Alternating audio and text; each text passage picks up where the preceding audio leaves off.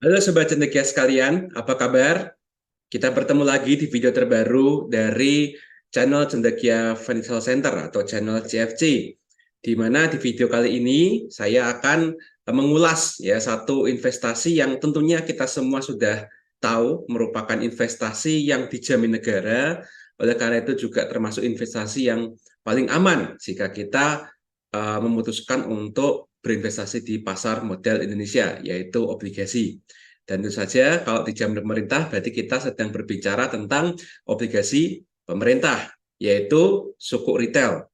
Nah, kebetulan saja ini video bisa dikatakan sangat terlambat ya, karena sukuk retail yang terbaru ini yaitu SR019 itu sebenarnya sudah mulai ditawarkan sejak tanggal 1 September kemarin. Tetapi sejak hari ini, yaitu tanggal 16 September, ini baru dibuat videonya.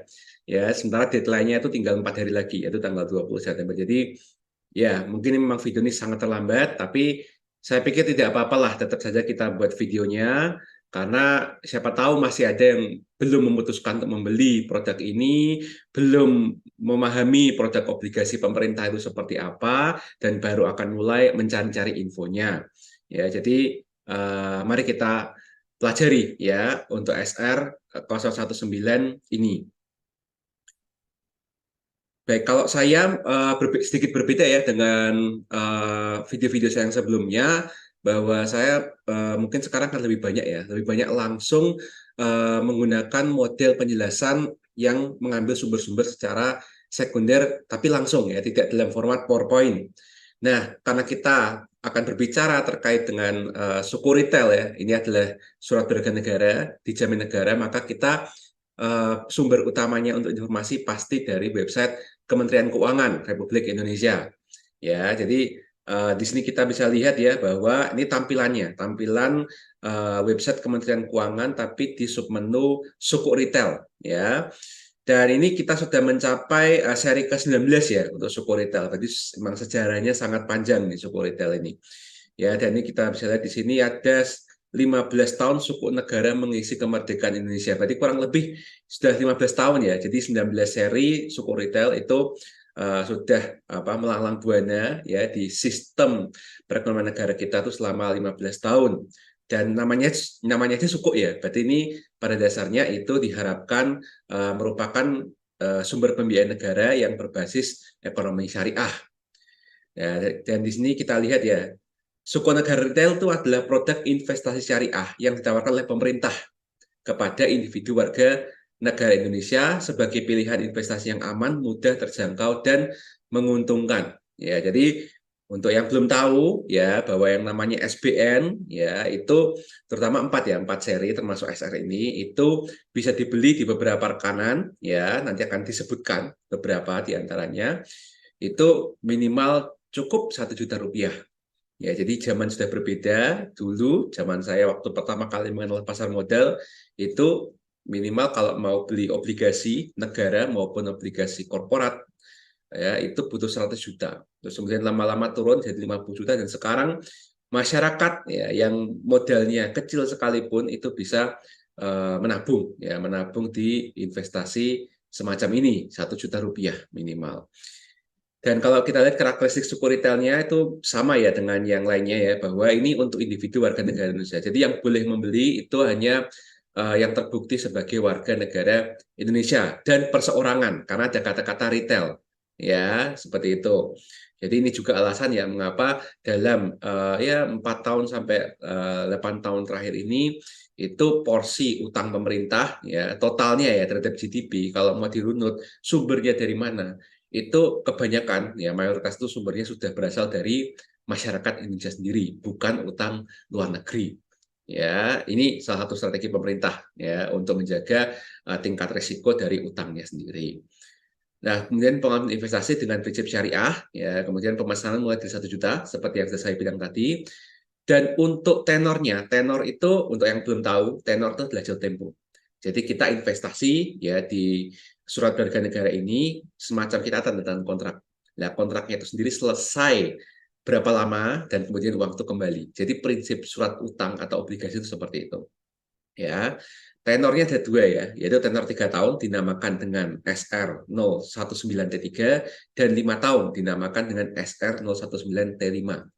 Seperti itu. Ya, dan imbalannya itu bersifat tetap. Ya, ini sepertinya menurut saya ini kurang ya, kurang komplit. Harusnya adalah imbalannya bersifat tetap atau fixed ya, dan cara pembayarannya itu setiap bulan ya. Jadi yang sudah pernah berinvestasi di sini pasti sudah pernah merasakannya ya, bahwa yang namanya kalau di yang konvensional tuh kupon, kalau di sini kita menggunakan istilahnya adalah imbalan ya, imbal hasil.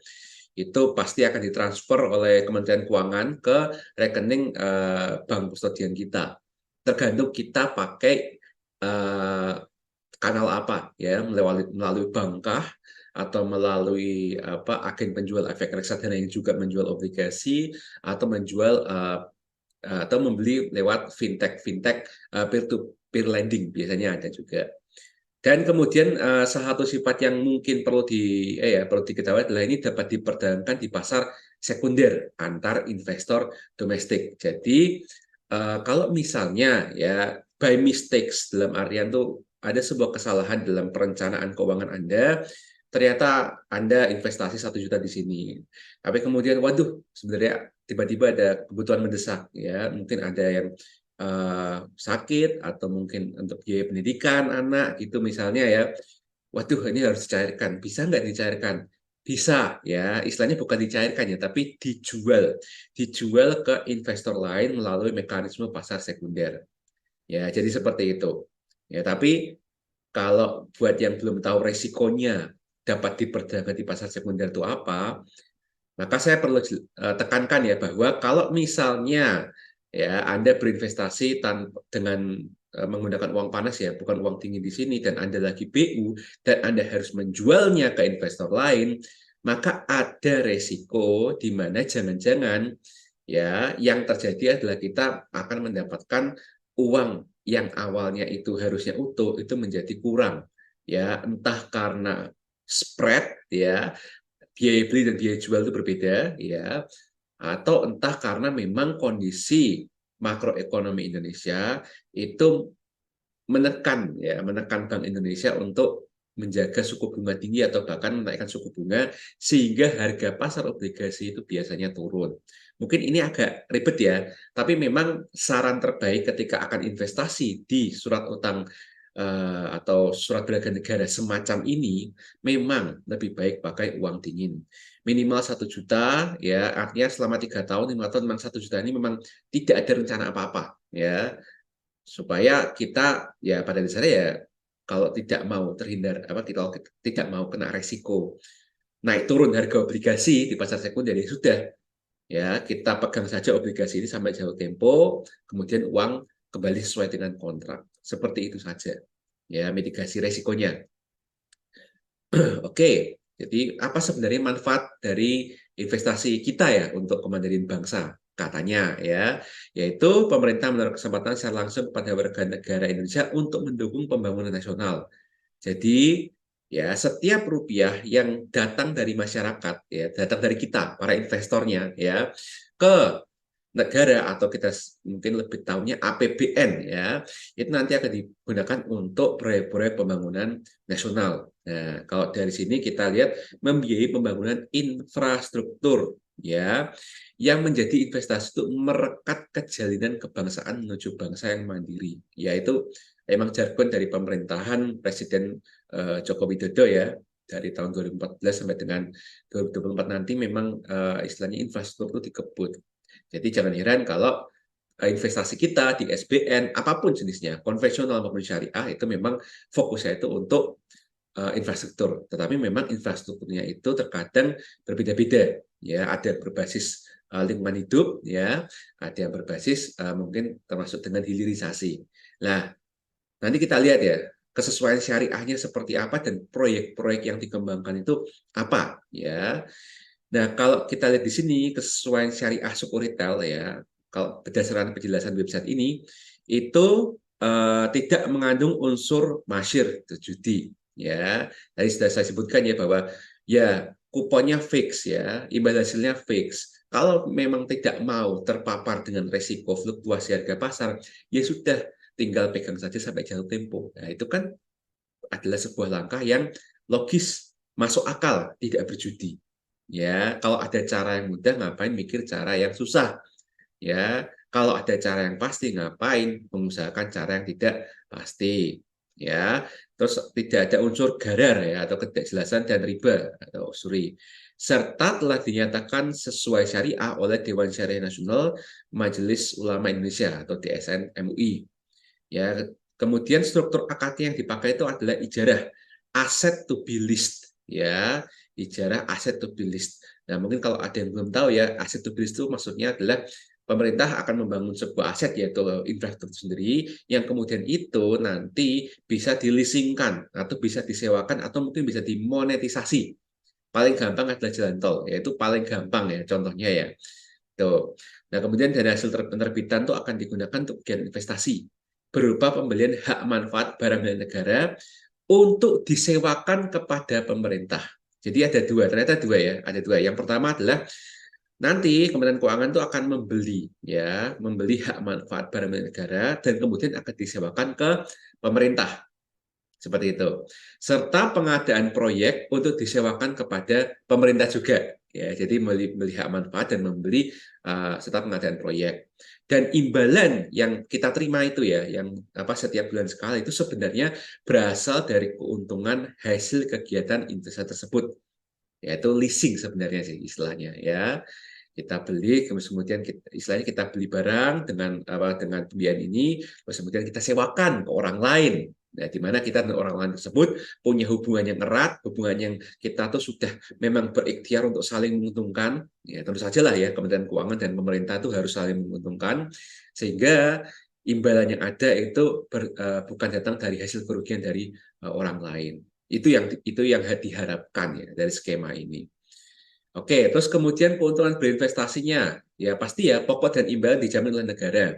Di video-video saya sebelumnya yang saya membahas dua seri SPN sebelumnya kan saya juga sudah menjelaskan bahwa pada dasarnya yang menjamin itu sebenarnya bukan negara, tapi undang-undang ya, undang-undang negara. Terus kemudian tingkat imbalan kompetitif lebih tinggi dari rata-rata tingkat bunga deposito bank BUMN. Ya, jadi di sini yang harus diperjelas adalah tingkat bunga deposito bank BUMN. Ya, tapi nanti kita akan hitung-hitungan ya, kalau misalnya kita membandingkannya dengan banyak sekali alternatif investasi. Terus kemudian tingkat imbalan tetap, ya berarti kita nggak perlu mikir naik turun suku bunga. Imbalan dibayarkan tiap bulan, dapat dibayarkan dari sudah ya, cukup dengan 1 juta, artinya ini sangat menguntungkan untuk orang yang dompetnya tercekak, ya tapi ingin mulai berinvestasi yang benar, dan mendukung pembiayaan pembangunan nasional serta akses investasi sesuai dengan prinsip syariah. Terutama jika Anda, ya para sobat cendekia yang menonton video ini memang sangat mengedepankan prinsip syariah dalam berinvestasi. Oke, ya jadi untuk membiayai APBN dan membiayai pembangunan proyek infrastruktur di Indonesia. Untuk imbalannya sendiri, ya itu SR0193 memiliki tenor 3 tahun dengan tingkat imbal tetap sebesar 5,9%, dan untuk SR yang tenor 5 tahun itu imbal tetapnya 6,1% PA. PA itu per annum ya, atau lebih jelasnya per tahun. Seperti itu. Nah, contohnya ya, ini contoh proyek-proyek yang sudah didanai oleh serangkaian suku retail ya. Jadi bukan suku retail ini saja, tapi serangkaian suku retail yang sudah menemani kita sepanjang 15 tahun. Contohnya pembangunan tol Solo Ngawi ya, seksi 1 ya, Colomadu Karanganyar Jawa Tengah itu juga dibiayai. Pembangunan on-off flyover Amplas Medan. Pembangunan Jalan Gerung Mataram NTB, pusat konservasi Sanctuary Hiu Paus Taman Nasional Teluk Cendrawasih Papua, pembangunan gedung perkuliahan IAIN Salatiga Jawa Tengah, kemudian jalur kereta double track Selatan Jawa Cirebon Kroya Solo Madiun Jombang, Asrama Haji Makassar, Jembatan Yotefa di Papua, UIN Sunan Gunung Jati, Jembatan Pulau Balang, double track KA Manggarai Cikarang, terowongan KA Notok Banyumas. Nah, silakan mungkin sobat cendekia pernah melewati atau pernah melihat sendiri proyek ini ya, mungkin di kota Anda, mungkin di daerah Anda, silakan tulis di kolom komentar YouTube ini. Ya, tolong share bagaimana kemajuan perkembangannya ya. Kalau saya sendiri tahunya itu adalah ini ya, Tol Ngawi ini tahun ini kebetulan cukup sering ya melewati ini, jadi saya ngerti banget ya seperti apa. Terus kemudian pembangunan gedung perkuliahan ya, ini dulu waktu saya masih mengajar di Politeknik Bakti Semesta Salatiga. Ini seringkali dalam jalurnya pulang pergi dari Semarang itu saya apa namanya sedikit banyak ya mengetahui lokasinya di mana. Tapi mungkin selain ini saya tidak tahu. Ya, silakan ya tulis di kolom komentar, sharing ya, sharing kira-kira apakah pembangunan real ya, kemudian progresnya seperti apa, sudah jadi atau masih proses, silakan. Oke ya, jadi kita punya 32 mitra distribusi suku retail ya, seri 019 ini. Untuk timeline sendiri ya, tadi ya, mulainya 1 September kemarin, sementara ini sudah tanggal 16, dan deadline-nya tanggal 20 September ya. Ya itu. Nah, kalau kita lihat sendiri, misalnya di Bareksa nih ya, karena saya belinya di Bareksa, itu kita lihat ternyata ini ya, kuotanya sudah tinggal dikit ya. Memang kebanyakan memang sukanya di tenor 3 tahun ya. Saya sendiri memang bagi saya ya sebagai perencana keuangan itu memang menganggap bahwa yang namanya obligasi, terutama kalau memang imbal hasilnya itu termasuk ya biasa-biasa saja gitu, yang penting aman, itu ya menengah, jangka menengah. Dan bagi saya jangka menengah itu intinya di atas setahun 3 tahun ya, 4 tahun itu bagi saya sudah maksimal. Jadi bisa tiba ya saya beli yang tenor 3 tahun atau tenor 5 tahun ya, dan ini sudah 86,38% terjual. Sementara yang tenor 5 tahun 83,78% terjual. Jadi silakan ya, mau yang tenornya 5,95% tetapi 3 tahun, atau 6,1% lebih tinggi dikit tapi juga 5 tahun. Nah, nanti kita akan bicarakan lebih lanjut ya, pasti hitung-hitungan di Excel ya, seberapa besar sebenarnya opportunity cost yang kita punya. Oke. Ya, terus tanggal settlement atau penerbitannya itu adalah 27 September ya. Jadi sebenarnya kita bisa dikatakan benar-benar sudah memiliki dokumen tanpa wakatnya itu tanggal 27 September 2023. Untuk mitra distribusinya pada dasarnya ada 3 ya, yaitu bank umum, kemudian Apert ya, yang biasanya jual reksadana tapi menjual obligasi juga, dan obligasinya itu obligasi SBN, dan fintech peer-to-peer lending. Nah, ada ini ya, 4 bank tercinta kita ya, yaitu BCA, BNI, Mandiri, BRI, ini pasti nih ya, nggak mungkin ya 4 bank KBMI 4 ya. Kalau dulu namanya Bank Buku 4, kalau sekarang istilahnya KBMI 4, itu nggak jual SBN, nggak mungkin. Ini pangsa pasarnya empuk sekali ya. Orang-orang kaya biasanya ada di sini semua. Terus kemudian ada Permata Bank, HSBC, Bank BTN, Maybank, OCBC NISP, DBS, Paninbank, CIMB Niaga, Danamon, dan lain sebagainya. Ya, bisa dilihat sendiri di website Kemenkeu. Bank Umum Syariah juga ada ya, tentu saja ya. Apalagi ini SR ya, suku retail. Nah, maka jangan lupakan 2 bank besar ini, yaitu Bank Syariah Indonesia dan Bank Muamalat. Ya, untuk perusahaan efek sekuritas juga bisa ya. BRI Dana Sekuritas ini harusnya udah jadi BRI ini ya, BRI Sekuritas ya harusnya ya, bukan tidak ada dana reksa lagi. Dan Mandiri Sekuritas, Trimegah, Bahana, Bina Arta, Philips Sekuritas Indonesia. Ya, terus kemudian Apert ya, perusahaan efek khusus, Apert, ada Bareksa, Bibit, Tanam Duit, Fantastik. Dan bagi saya ya, kalau saya sendiri, ini sebenarnya bukan promosi ya, ini bukan promosi, tapi memang secara kenyataan tuh saya memang lebih condongnya ke Bareksa.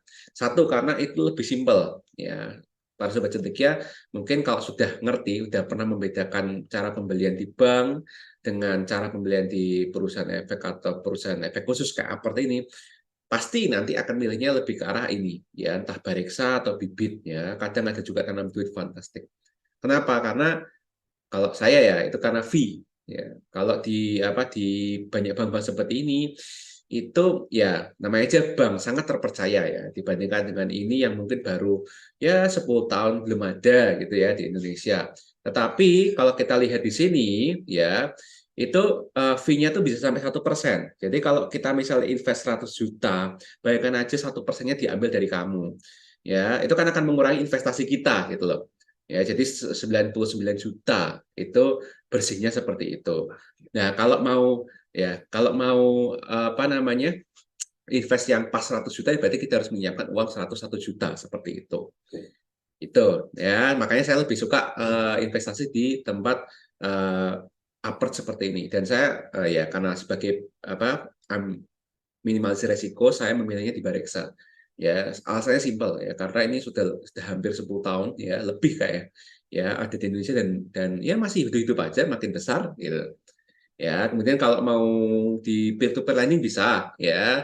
Untuk saat ini yang dipercaya oleh Kementerian Keuangan itu ada dua, yaitu Investri dan Modalku. Ya, tapi silakan ya, saya tidak memaksakan siapa yang mau beli ya, dan mau belinya lewat kanal mana ya. Nah, untuk informasi lebih lanjut bisa ya, bisa dicek di halaman Kemenkeu, ada memonya ya, ada slide marketingnya juga, ada brosurnya, terus pernyataan kesesuaian syariah di SNM UI ya, itu bisa dicek juga di sini ya. Mungkin terutama yang sangat concern ya dengan model model investasi syariah ya, ini bisa dibaca ya, bisa dipastikan sendiri apakah ini asli apa tidak ya. Silakan. Oke, jadi kalau bagi saya dari Kemenkeu saja ini sudah cukup ya. Tapi kalau kita mau menghitung opportunity cost ya, jadi biaya kesempatan ya, bahwa sebenarnya itu cocok nggak sih gitu loh. Kalau misalnya saya punya uang lebih, uang dingin selama 3 atau 5 tahun, lebih baik saya kalau mau cari aman itu di tempat ini atau tempat lain. Oke, nah sekarang kita lihat ya, kita hitung-hitung ya secara Excel. Nah, kalau di kupon tahunannya untuk yang tenor 3 tahun itu kan tadi 5,95% ya kalau nggak salah ya. 5,95%, ya 5,95%. Terus kemudian kupon tahunan yang di sini adalah 6,10% untuk yang tenor 5 tahun. Dan jangan lupakan ya bahwa kalau obligasi itu imbal hasilnya atau kuponnya itu kena pajak PPh final ya. Zaman dulu 15%. Kalau sejak Undang-Undang Harmonisasi Perpajakan itu jadi 10%. Ya, jadi 10%. Sehingga kupon tahunan gross yang tadi ini itu harus kita sesuaikan dengan pajak. Ya, caranya gampang sekali. Ya, kita tinggal mengeluarkan saja ya 10%-nya dari 5,95%. Ya, kalau dihitung ya jadinya seperti ini. Oke, jadi untuk tenor 3 tahun kupon bersihnya secara tahunan 5,36%. Kalau tenor 5 tahun kupon tahunannya adalah 5,49%. Ya. Nah, tadi minimal kan modal investasi atau kita sebut sebagai prinsipal, istilahnya gitu ya. Prinsipal itu adalah 1 juta. Ya, jadi siapapun yang punya duit 1 juta, duit dingin, bisa invest di sini. Oke, kita asumsikan modal investasinya adalah 1 juta. Nah, kemudian berarti secara rupiah kita dapat berapa dong imbal hasil yang pastinya? Nah, seperti ini ya. Nah, jadi tinggal dikalikan saja sehingga kalau kita modelnya itu investasi 1 juta di tenor 3 tahun, kita akan mendapatkan Rp53.550 per tahun atau setara dengan Rp4.463 per bulan. Ya, jadi seperti itu. Terus kemudian kalau yang ini bagaimana dong? Ya, tinggal copy paste saja. Jadi kalau tenor 5 tahun, maka tiap tahun kita dapatnya Rp54.900. Kalau dibulankan ya jadi 4.575. Ya, jadi sekali lagi kalau misalnya ini kelihatan kecil, ya masalahnya modal kita kecil gitu ya. Beda tapi kalau misalnya kita modalnya adalah 10 juta misalnya. Nah, kelihatan kupon tahunan dan bulanannya akan semakin terlihat menarik ya. Apalagi kalau misalnya kita punya uang nganggur ya 100 juta misalnya. Jadi bulanannya saja itu sudah 446 sampai 457.000. Ini bersihnya sudah dipotong pajak final. Ya, mungkin ada juga yang mau 1 miliar ya. Dan ini coba ini kita lihat. Ya udah berarti kalau misalnya punya uang 1 miliar, nggak usah bisnis yang aneh-aneh ya. Yang penting kita masukkan saja uangnya ke SR ini, maka tiap bulan bersih kita sudah dapat 4,4 sampai 4,575 juta rupiah. Ya, dan ini sudah bersih, dan ini juga dari negara, jadi penghasilan pasif income dari negara. Jadi kadang ya saya nggak tahu ya kok banyak orang kaya-kaya di sana ya, yang punya duit miliaran, duit nganggur miliaran, kok mau mengambil resiko gitu loh. Padahal posisinya sudah enak, tinggal menjaga kekayaan saja. Mungkin kurang adrenalin atau bagaimana ya, tapi ya kadang-kadang ya banyak money management yang ngaco sehingga banyak orang kaya pun bisa terjebak investasi bodong ya. Mungkin banyak ya, mungkin banyak channel YouTube ya yang sudah membuka ada kasus ya, kasus satu ya itu ya dari sebuah figur dari MLM ya, kemudian banyak sekali orang-orang tertipu. Ya itu, padahal cuma tinggal digunakan saja uangnya untuk ngutangi negara, dapat kupon bulanan seperti ini, selesai. Nah, sekarang permasalahannya adalah kalau misalnya memang kita tuh memiliki jaminan ya, dijamin secara undang-undang ya, kita bisa investasi di sini dijamin undang-undang negara, ada nggak bentuk investasi lain yang kira-kira mirip lah, mirip-mirip skemanya dengan ini, tapi juga secara perundang-undangan itu dijamin. Ada, yaitu dengan deposito. Ya, karena kalau kita lihat tadi ya di di marketingnya ya, keuntungan berinvestasi ini kan lebih tinggi dari rata-rata tingkat bunga deposito bank BUMN. Nah, coba kita lihat ya. Kalau kita lihat LPS ya, dari websitenya LPS, Lembaga Penjamin Simpanan.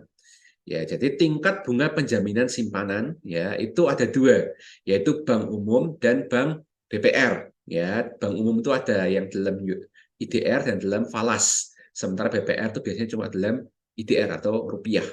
Di sini bank umum kalau kita nih ya kita masukkan di sini ya. Deposito ya, bank umum dan deposito bank BPR ya. Nah, misalnya saja ada bank umum, ini saya dulu ya. Ada bank umum yang ngepas ya 4,25%. Jadi menawarkan deposito ke kita tuh 4,25%. Ya, sementara ada bank BPR yang menawarkan ke kita 6,75%. Ya, anggap saja ini kontraknya sama lah ya. Paling lama setahun terus kemudian tapi kita gulung terus sampai dengan 3 tahun atau 5 tahun. Ya, anggap aja seperti itu. Tetapi di industri perbankan ya, produk tabungan dan deposito itu punya pajak PPh final itu 20%. Ya. Nah, sekarang pertanyaannya adalah kupon tahunan bersihnya itu bagaimana ya? Nah, kalau kita lihat tentu saja ya, dari kalau kita lihat deposito bank umum saja, ya itu sudah pasti kalah ya. Kan kita SR019 kan ini paling rendah 5,36. Sementara deposito bank umum ya kena bunga kena pajak bunga itu 3,4%. Pasti kalah ya. Kalau kita mau aduan langsung di sini, misalnya kita taruh di deposito bank umum 1 miliar ya, kita dapatnya cuma 2,8 juta per bulan ya. Nah, sementara kalau di deposito bank BPR ya, itu bisa dibilang ternyata itu sudah kalah ya, sudah kalah dibandingkan dengan S019 juga. Ya, kayaknya lebih besar ya. 6,75% dibandingkan dengan 5,95% dan 6,10%. Tetapi yang membedakan adalah pajaknya.